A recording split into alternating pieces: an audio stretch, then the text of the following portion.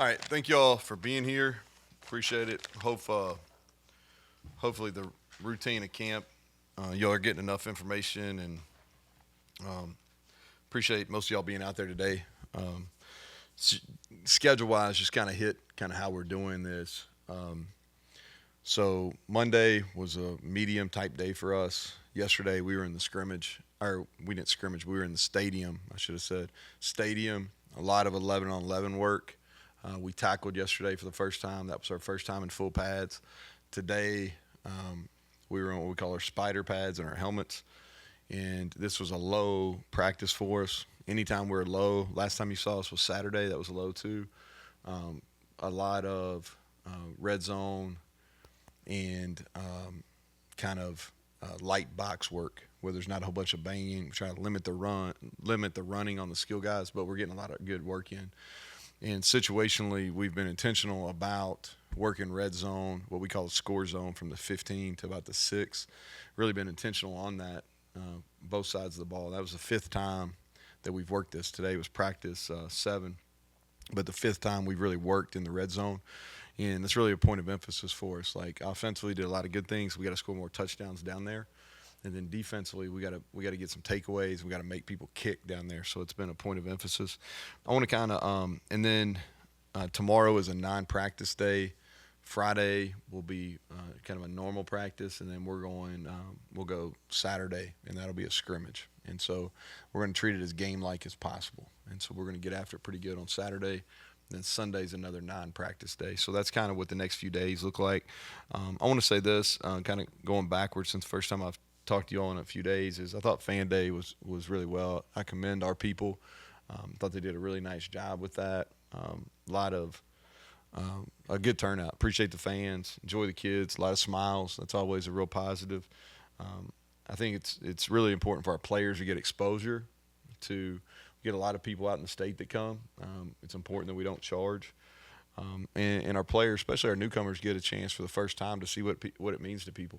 And so that was real positive. We have a lot of our players' families here also. It's a huge part of the success is the people behind our players. And so we had over 500 plus family members that had a meal with us on Saturday. And I think it's important too is there's a lot of intermingling there between players' families, standing in line, waiting for autographs with our fans. These guys are 18 to 22, 23, most of them, and they're approaching manhood and really. But at the end of the day, like every one of those players is somebody's son, somebody's nephew, somebody's grandchild. I think sometimes we forget that on social media, but I think Family Day and Fan Day kind of the interaction there is really important. And so I thought that went well. And that's really I wanted to open it up for questions, so I didn't want to eat up a whole lot of time. Those are the things I wanted to talk about. So Greg, get us started here.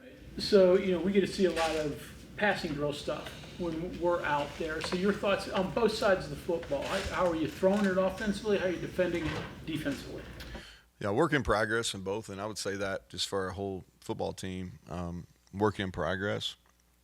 I'll start on defense. We have more able bodies and more athletic. I've been really impressed with our two corners that are running with the ones right now. That's Aiden Garnes, just a really high level football player. He's a little thin, but man, he's competitive. He's strong for his size. He can run, really smart. He makes a lot of really good football plays. And then Garnett Hollis is a guy, one of the bigger kids we've had playing outside for us. And he's got really good length. He can press, gives us the ability to press probably more than we have. And he's really came on. So I like those guys. We've been moving Aubrey around it. He's playing spear for us. He's playing high safety. And then those have been kind of the mainstays. And then we got Anthony Wilson. He didn't practice today. He'll be back pretty soon. But I think he's made a really big step for us. He had a really nice tackle on open field against Jaheim yesterday. And that's a tough task, and he did it twice. And so I'm really pleased with where he's at. And now we need some other guys to step up. And we haven't had the consistency with some of those other guys that we need. Like we need a Jaheim Joseph, we need a KK to come on, we need the Jackson brothers to come on, we need TJ Crandall to come on. I think Keon Washington's been a pleasant surprise. You all saw us today when we go to the two spot. A lot of people get reps, and so it gives opportunity to people that to show that they're ready or show that they're not. And so we're in the process of evaluating that. I like our receiver group. I think that all those guys that were here with us last year and played a lot of football have made a definitive step. And you can see Preston Fox is a lot stronger. That's a credit to what he's done winter and summer. And then Traylon Ray and Rodney Gallagher and Hudson Clement are just following the kind of a natural progression. And then Jaden Bray is he and Justin Robinson are going to add an element for us. And they just got to learn what to do and how we play and what our expectations are. But they're going to play a role. And then Day Farmer has been he's elite with the ball in his hands. So we got to figure out ways how to use him. Going to Farmer a little bit more because we see him get a lot of quality reps. So it looks like he's got a role. How good can he be? Well, I think he's a guy that he looks thin, but he plays really strong. And Mike was really impressed this summer with, he's in the mid 160s. He'll probably play at 170 by the time we get to the season. But he's got twitch, and he's got some explosiveness, and he's a lot stronger than maybe his body type looks, which is going to give him the ability to play and not just be a guy that goes in there when we're going to get him the ball or be a decoy. He can block on the perimeter and those type of things. He's made several competitive plays. He was good yesterday in our 11-on-11 work. And so, excited about him. We liked him in recruiting. We beat a lot of people for him. And so he's going to earn some playing time if he continues this. You mentioned Wilson, some of the other guys that were out today. They expect to back soon as well? Yeah. So we went light on Wyatt today, and really everybody's treated fairly. Not all people are equal, so like we're giving him a little bit of time. But he'll be fine. And then Wilson, he'll be out a couple days. He should be back. Trey Lathan had a little hand deal, but he'll be back to Friday when we go. So nothing to this point to be overly concerned about. Coach, are you encouraged because of how physical? You guys got physical yesterday. I think after Saturday and beyond is the real test. That's what I think. Yesterday we went out there and it's been warm, which I welcome that. Like we need some heat, like we need some adversity. So it's been warm. Maybe I don't know. Most of you guys are local, so you would tell me if it's uncharacteristically warm or not. It feels like that to me, but I'm for it. And so, I think we went in the stadium, had some good energy yesterday. That's first time tackling. Now, can we show up on Friday and be physical? Can we go back to back in the stadium on Saturday? And do we have most of our team that's continuing to show up? The best kind of ability is availability. So can we continue to stay available all the way through the 21st? When you talk about being physical, I think we always kind of go to tackling first. But what's it like from the offensive side? Because CJ was talking about that a little bit on Monday, about like just finishing runs and like that's how. Yeah, there's a physical component to every position offensively. It starts with your offensive line, and it's really how you use your hands. Are you striking people with your hands? Like in football, these are legal weapons, your hands. And you better be able to strike with them, and that's something we spend a lot of time on. And then you got to be able to finish. The only way you finish blocks is having extreme pad level and having your hands inside. And so that's the way O-line, tight ends, very similar. We ask our tight ends to do a lot. Tight ends, similar to O-line, but also receivers, is being physical at the top of your routes. Like in the Big 12, they're going to let them play. So there's going to be a lot of grabbing at the top of the routes, and you better be physical. We call it a junction point. When two forces are meeting, who's going to win that junction point? And receivers got to be physical, and they've got to take the attack to the DB, and then blocking on the perimeter. And it goes back to, again, striking with your hands, keeping your elbows inside. And then defensively, it's not only tackling, but it's also block destruction.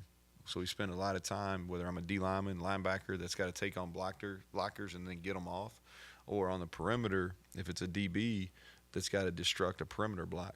And so there's various elements of it. Just going back to Aubrey a little bit, because we talked to him the other day. he talked about a conversation with you guys about kind of wanting to show more and the kind of help lead to maybe this position change. For you, what kind of led to you wanting to do this with Aubrey, change things up for him in his last year, more need, more something you saw in him, and what do you expect from him? Because to take a phrase from you, you're not easing into this thing. Yeah. So with Aubrey, I think his skill set, he's going to play both. He's still going to play his what I call hash safety, and he's going to play we call a spear. It's really a nickel position. We'll bounce him back. Some of it will be personnel based, what the offense is doing. Some of it will be who we want to get on the field. You know, if we want to play with 3 linebackers, he'll probably go back to safety. If we want to play with 5 DBs, then he'll probably be in at spear. So, and that'll be game by game. And he's splitting his reps there, and he's going to continue to split his reps. The thing that he's shown, and some of this has been in some dime packages where we've used him down there at that position, is he's shown the ability to play man coverage. He's shown the ability to be a difficult block on the perimeter. And then he will tackle. He's a willing tackler, and he's a plus blitzer. And so I think those things have really, and we have more team speeds that can play in the backfield that allows him to come up and play closer to the ball some. All this continuity on offense, and you have stuff you want to work on, like you said, red zone, for example. I'm sure there's other things. What's the balance between like trying to add new stuff to be better, to make a difference, or just doing what you've done and just be better at it? You don't want to do too much the same, but you don't want to do too much too different. So I think that you have to evolve year to year, you know. So if we go out and run the exact same stuff that we did last year, the people that we play, especially early on, are working that a lot. And as football's gone, college football's gone more year round, they're working on that, you know, spring, summer, fall camp. So I think you have to evolve. You know, we've got core principles we believe in. How we decorate stuff up, it's got to change. And the other thing too is you're always a little bit different. You know, Zach's gone. Devin Carter allowed us to do some things last year, and because he was older, you know, a guy that played 4 years. So those guys are not here. And Doug Nestor, who played a lot of football, those guys are not here. So we've got to figure out what the strengths of some of these new guys are, especially at wideout. We're improved there. Most of the guys that were productive are a year older. We've added some pieces that have been productive at other places. And so I think it's, you know, really philosophically, you have to say, all right, do you want to be do a little bit of everything, or do you want to be really good at some of your core principles?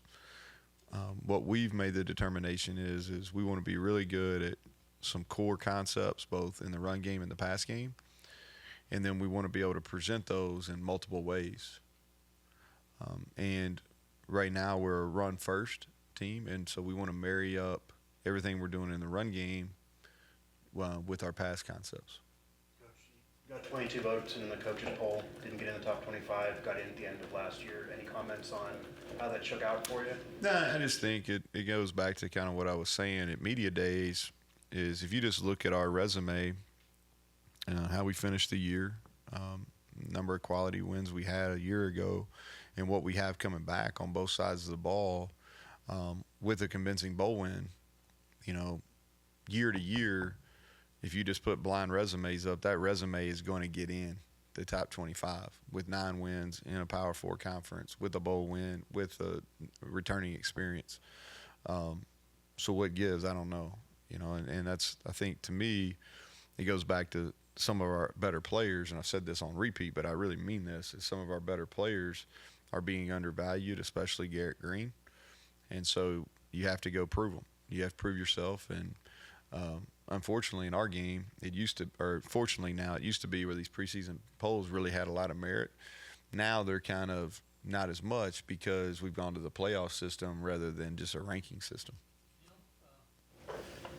Talking about changing every year in life, take me through the genesis of putting in a new play. I mean, where does the idea come from? Is it the weakness of an opponent or your strength, or do you spend a lot of time Xing and O'ing yourself? Or Yeah, so I think different times of the year, personally, I spend a bunch. Now, the good thing is we've got a bunch of just people that make a lot less money than me, but they have better jobs because they just do football all the time. But you know, there's pockets of the year where I do football. So I think the good thing, the good and the bad of this, and this is Bob. This is kind of tied into what Mike was asking. Is there's so much more information available. Like I can probably get on my phone, whether it's on Instagram or whether it's on Twitter. I still call it that.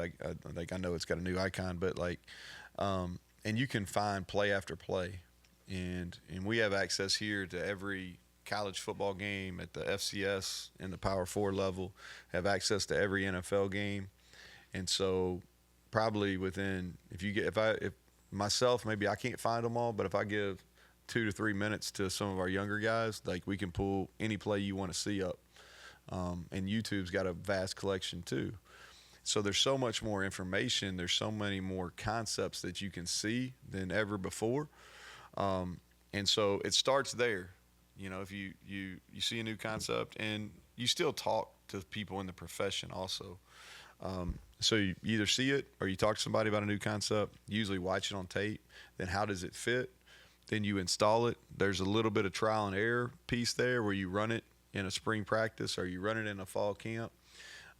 Then you go back to and look and see how the team, or you call the coach that you got the play from, and you say, hey, I got a question here. Hey, we're having issues with this. What's the answer? Because when you put in something or you decide that you're going to do something, it's not about necessarily the first install. It's about having answers. So when your opponent does something, you got to have the knowledge of what the answer is. Okay, here's the A, what's the B? And so that's kind of how you do it. And then just from a learning standpoint, what we do is we give our guys, like, they have an install where they see it visually, they study before the meeting room. We come in, we show it to them, and then we walk through it, and then we jog through it, and then we run through it, and then we watch the film of it, and then we correct it. That's kind of the process. I mean, Is there anything new that's like there's probably different ways to do it, but I don't like. I always, y'all have heard me say this now a lot over 6 years. Is I really just believe football's cyclical, and there's so much. We're a gun run team. We run a bunch of read stuff, but if you went back and look at Tubby Raymond at Delaware, like a lot of the concepts are the same. They're a lot of the same. Y'all have heard me say this. My grandfather was a high school coach in the late in the late 40s to the mid 50s. In Owensboro, Kentucky, and he ran the single wing. And there's like all the gun run stuff it's single wing stuff. So I mean, I just think it's cyclical. If you look at last year, like everybody went back to the power T or to the straight T, and we're running that a lot. It goes in cycles, and but I don't, there'll be some new iterations. I'm not sure they'll come from me, but there'll be some new iterations at some point. Day-to-day farmer, where is he in terms of running the route tree? Sounds like he's good with the ball in his hands, but the more traditional receiver stuff. With those guys, where he's from, that's what they do. The weather is such where they can play. They do 7-on-7 year round, so you don't necessarily worry about him individually, but just guys with similar backgrounds. You don't really worry about them from a route tree perspective. You more worry about them, at that junction point or off the line of scrimmage, is making sure they can win on the line of scrimmage and win at the junction point, and then learning the other stuff that comes along with playing, in particular blocking on the perimeter, some of the adjustments we do pre-snap. That's where the bigger learning curve is. What's maybe a couple things you've learned about your team in the first week of practice that you didn't know a week ago at this time? I think that is they're a group that really wants to do well. They're a group that I think that we've got to consistently challenge them. Y'all asked about schedule the other day. It's formidable, right? And so they have to understand, why are we having, and it goes back to the why, and I think it's really important that you explain the why repeatedly. But it is really, really important that we have a physical camp and we do more 11-on-11 good on good than we maybe have ever done. And the reason is because, man, we've got to be significantly better than we were on the first game a year ago. to give us ourselves a chance. And then we've got to be ready when we enter conference play and we play the backyard brawl, and then we get into conference play, because we are playing an extremely physical schedule. If you look at the teams, not just the teams, but how do they play? What's the style they play? So we've got to prepare for this. And fall camp's about preparing for the season. And so we've got to continue just to consistently challenge this group. Discuss a little bit how you have evolved as a head coach. Somebody asked that the other day. I don't know. It's hard to look kind of introspectively and decide how you've evolved. I think it's age more than anything. I think if you're living the right way, you should attain wisdom, right, as you get a little older. So I'll say this, like, just because it's on the forefront of my mind, but how we approach camp and the science behind it has significantly evolved over the tenure of 10 years now being a head coach. Is how we set up our camp day has significantly evolved, where I really feel like that we're doing a better job teaching our guys now than we did several years back. The other thing too is I think the autonomy within our staff is allowing our coaches to coach, and the ideas they're bringing, whether it's from an administrative standpoint, offense, defense, special teams, there's autonomy and ownership within the given, or not them earning that and then allowing them to do that. That's probably some aspects. Coach, you open up against Penn State. Is that a great first test for you? Would you prefer that matchup a little later in the season? How are you feeling about that heading into the opener? Yeah, I mean, it is what it is at this point. I think it's a great showcase game, and so, I think if you asked any coach, we'd love to ease into it, right? And we've played a couple of FCS first games, and those are positive. You learn a little bit more about your team, and then before you play maybe a rivalry game. But that's not what we have, so it's like, it is what it is. Like, we play Penn State; they're top 10 team in the country. I was looking at a bunch of draft boards. I went over this with our team the other day. There's a whole lot of Penn State guys listed, and so at 12, probably, I don't know, Fox probably gonna kick it off 12:06, 12:07, and on August 31st, and we better be ready. And it doesn't matter what I would like for it to be, or who I'd like for it to be against. It doesn't matter. We play Penn State, and the Fox crew is going to be here, and we got to perform. And the expectation is that we will, and we'll perform at a high level. And how many reps are you giving him defense and returning wise? So returning wise, he's probably a year away from that if we stay healthy. But he's definitely our second guy back there at the punt return. I'm really proud of how he's really matured and improved and really taken on that responsibility over a year and a half now. But he's probably a year away if Preston. I really think Preston is elite at that, and maybe you can do it at the next level. And so Rodney's probably a year away from that. We eased it in 4 days. The first 4 days, we didn't do a whole lot with him on defense. This week, we've amped it up and fully expect him to play snaps on both sides of the ball. Fully expected. Mike? Kind of related to what you touched on with adding to the offense, whatever, but what did bringing Chad in as a coordinator, adding him and his ideas, like? Yeah, so first of all, he's extremely organized and he's got great energy, right? And so for me, going back and calling the plays, like, you learn, like, and I go back on this, and I think I've said this to you all before, but I was just thinking about this. I was talking to another head coach a couple nights ago on my way home, and if you go back to the 22 season we had, and where I didn't call plays, like, I wouldn't go back and do that over. Like, that was a great learning experience for me, because when we came back in 23, did it significantly better, and then I really believe we'll make another improvement in 24. And so what Chad does is like, first of all, he runs every unit meeting. We meet every day in season. He meets with the offense. Every day in fall camp, he meets with the offense. And he does an excellent job of communicating in a team setting what our standards are offensively, what our expectations are offensively, and he's really attention to detail, and he can motivate. And he's done a really good job of having relationships across the offensive.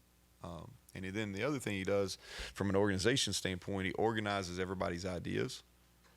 And we've organized our offensive staff as such, where Chad and I have been together for a long time now. Matt Moore and I have been together for a long time now. And then we've got 3 young guys in the room coaching positions, and then we've got another group that is really bright, that really contribute ideas, and it's really a culmination of everyone's kind of thoughts. And I may call it on the game in the game, but it's really a culmination of everyone within that offensive room's thoughts and beliefs. But Chad does a great job organizing that, and so he's done tremendous. I really believe that he's going to be a head football coach, and I think he'll be one that's really successful. And it's been kind of fun to watch his growth within this role over the last 2 years. Anything though, I mean, just you guys were so good running the ball, and he's the running backs coach last year. I can't imagine that that's a coincidence. No, Did it's he add not. Things? Yeah, it's not. And I think it goes back. It's a player's game still. So we recruited and developed offensive linemen, running backs, tight ends. So that's a big piece of it too. And then he and Matt have a really good working relationship. And Jens Danielson plays a huge role in our run game too. And so all those combined, and we figured out, and this is a credit to Chad too, is we figured out how to practice the run game, and we've got really clean perimeter rules. He does a good job having rules that skill guys can follow, and so that's helped our success as well. I should have said this too, is have you updated the website yet? We've kind of changed some titles. Yeah. So y'all probably noticed this. If not, then you can get on there. We've changed some titles to echo some of the new coaching rules that have taken place here in the last month. And so you can get on and check those out, and then we can talk about those in the next time. You mentioned Zach being gone. What do you lose with his departure, and what's it going to take? Have you filled that hole, and what's it going to take for the next person to move into that role? Yeah. So I see your Steelers hat there. So Monty stood up here, and so I could go on about that for a long time. Bottom line is he's a great player. Changed our program, which I've said publicly a lot. I miss him at practice just because I never had to worry. I never thought one time in 4 years, is Zach Frazier ready to go today? Like I never thought that like one time, right? And so I would have to create ways to get on him.